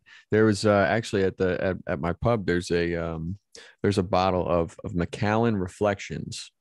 That's what it's called. It's a $1,500 bottle. One shot is $175. No. Yeah. Oh my God. And I went out on a business party one time, and the guy that was paying for the drinks bought me a shot of, a single, a double. No, okay. It was a double. Oh, okay. Of Macallan 25. And I've never tasted anything like that. Not like I don't have like real fancy tastes, but after having had that, I can see why. Really? Or like Johnny Walker Blue Label, even. Yeah. Like you taste something like that and you're like, holy shit. Now I can see why these people get into these drinks. Yeah. So much, right? I've never had a Louis the whatever. I don't even know about all that stuff, but yeah. But I like the highest ones I've had is Macallan 25. My Lord, dude, it was such an amazing experience, and I had a stogie with it. So it was the back and forth, right? The sweet caramely, and it wasn't overpowering, dude. It was very smooth and soft. There was like butter, like you could taste all sorts of tastes. Jeez. And then I had I can't remember the name of that cigar, but it was a real mild cigar, right? And so you've got the bitter, and then you've got the sweet, and the bitter and the sweet, and just alternating back and forth, dude. It was a great experience. I never would have paid for that on my own, because it had to have been, $50 or $75 per glass. Man, I just can't justify paying for something like that, but it was definitely worth the experience, right? And I could see why people get into that. Like another buddy of mine was into that Pappy Van Winkle or whatever. Oh, yes. I know what you're talking about. It was like 10 grand a bottle or something. Yeah. Anyway, but so I can see why people get into that, but for sure, whiskeys, scotches are my absolute drink of choice. For sure. All right. Now, this is kind of a wild card question, but I'm curious. If you had to choose to get into the ring to fight any of these people, you have to get into the ring with one of them. You can't back out. Okay. Who would you choose? You got Floyd Mayweather, Conor McGregor, boxing Conor McGregor, not UFC. Okay. Mike Tyson. Important distinction. It is. Mike Tyson in his prime, or Manny Pacquiao. I'm gonna say it. I'm gonna say Conor McGregor. And I'm gonna say, because he's the mouthiest, I just want to put one on him. I know I'm gonna get murdered, but if I could just get one on him, that would make me feel good, right? Just because he is the cockiest, jerkiest, I love it though, fighter in the world. I mean, I kind of like the guy, but just for that reason alone, it would be him. Okay. Maybe Mayweather would be a close second. Yeah. That one likes to run his gums a lot too. Yeah. Like you're in fighting. Stop running your gums and let your actions do the work. But yeah. Have you seen Mike Tyson hit the bag like recently? No. I got to send you a video. it's like he's in his 50s and he Yeah. is devastating that bag. Bombs, dude. Dude, It's send me scary. that. It's Send me scary. that. I Oh, will. but it goes to show you, like, this is why these people have head injuries, bro. Oh Like, that's yeah. no joke. You can't get your nugget smacked around, Yeah. that much and not expect something to come from it. If you listen to Mike talk now, I mean, like he has his own podcast and everything, but just like everyone else in the world. But him talking now, man, he's talking like this, and he's trying to think like, when everything is just going wrong, and like getting back into boxing, and it's like, what? Mike, dude, hang it up, man. Like he got back into boxing, like he's fighting again.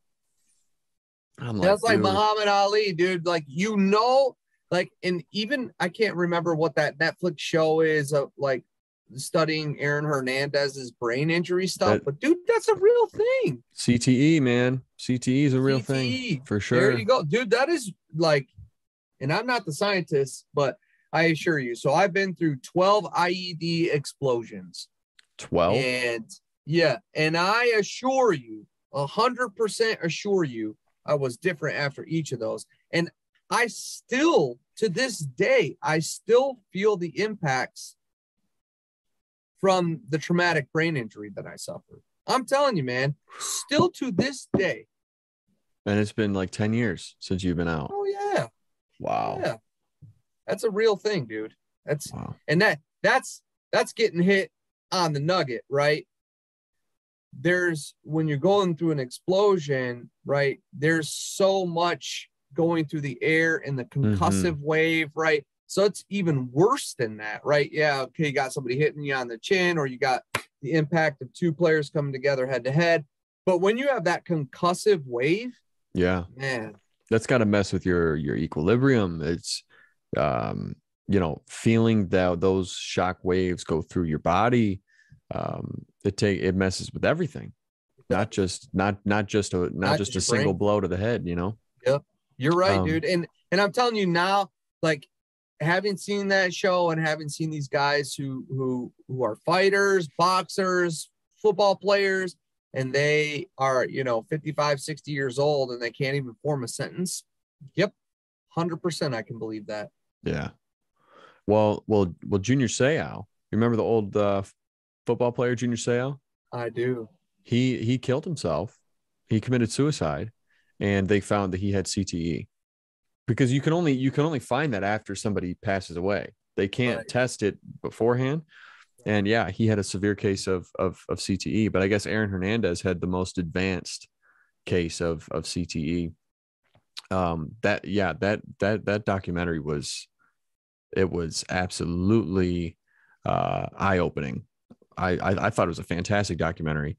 But yeah, man, CTE is no joke. Okay, so final question. Okay.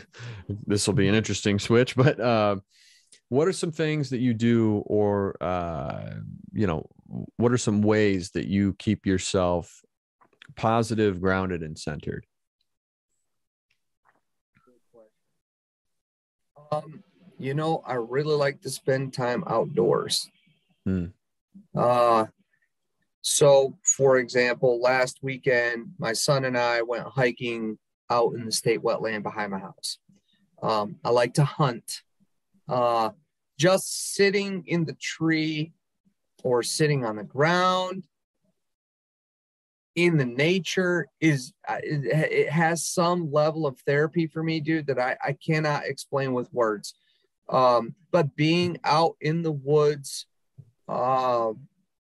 is therapeutic for me. And so subsequently, that's what I like to do ever since. And I was never I'm not a country boy and I'm not a backwoods boy. I was raised in the suburbs. But ever since I got back from my second tour to Iraq, that has been one of the best releases that I could have ever hoped for. And it was kind of off of a whim that somebody's like, oh, you want to go hunting? And I'm like, I'm not a stinking hunter, but I guess I've never seen, Wyoming before. So why not? Let's do it. And then the next thing I know, I'm like, wow, wow, this actually was some level of therapy. Just going out and, you've got binoculars and you're looking at deer and you're looking at owls and birds and, and then you're hiking through stuff, right? So you got the physical exhaustion piece. And then you're harvesting an animal, not every time, but you're harvesting an animal which has some level of, of accomplishment for you. But I'm telling you, for some reason, sitting outside or walking and hiking outside in the woods has some level of therapeutic, is better than any medicine and somebody could prescribe for me. I feel like that's correct me if I'm wrong, but I feel like that's a common thing for veterans in particular. I mean, every veteran that I know, their escape is being in nature, going out, going out in the woods or hiking or camping or hunting, fishing. Why do you think that is? Man, dude, I knew you're going to ask that question. I don't have an answer. Maybe it I has to don't do have an with answer. maybe it has to do with like the stillness of everything. Potentially. I don't know. Maybe it's everything having like the philosophic side of, right. You've spent your time in your life tearing things down, and now you're getting a chance to kind of build things up, right? And just participate in the cycle of life. I don't know, man. It's healing for me to just be alone with my thoughts. Yeah. Especially after, so much engagement, so many IEDs. And I took a piece of shrapnel in my head, in the right side of my head. So I have a moderate brain injury. And getting alone with my thoughts, like you could be your own worst enemy. Mm-hmm. And sometimes getting alone with your thoughts allows you to process through, the goods, the bads, the uglies of, and you just don't, there's not a lot of time for processing stuff, right? Like, Yeah. we're in kind of like just an open level conversation, but the majority of the time, if I'm not working, I have my little kids, or I'm with my wife, or I'm with my closest friends, right? So the time that you actually get to sit alone with your thoughts and process through them, have time to think about them, is minimal. Yeah. And I think that there's some level of healing power with that. And I don't know what it is. I wish I could explain it. I wish I could describe it, but I see it, and I've seen it firsthand. Well, I think too, there is a very powerful, I mean, the earth itself, nature itself is very powerful. And so I think there's this